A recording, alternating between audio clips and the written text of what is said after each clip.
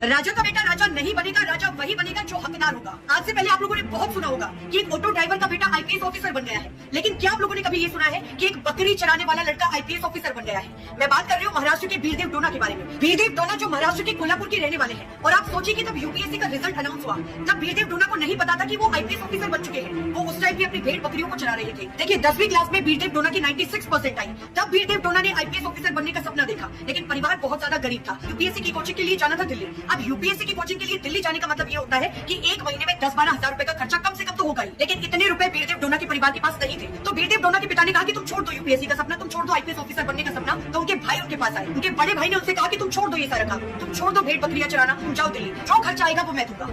वीरदेव डोना चले जाते हैं दिल्ली और अपनी यूपीएससी की कोचिंग लेते हैं 2 साल, लेकिन अनफॉर्चुनेटली बदकिस्मती से वीरदेव डोना का दोनों बार ही सिलेक्शन नहीं हो पाता है। तीसरे साल वो अपने घर आ जाते हैं और अपने घर से यूट्यूब से कोचिंग लेते हैं और वीरदेव डोना यूपीएससी का पेपर क्रैक कर देते हैं, अपने घर पर रहकर भेड़ बकरियों को चराकर।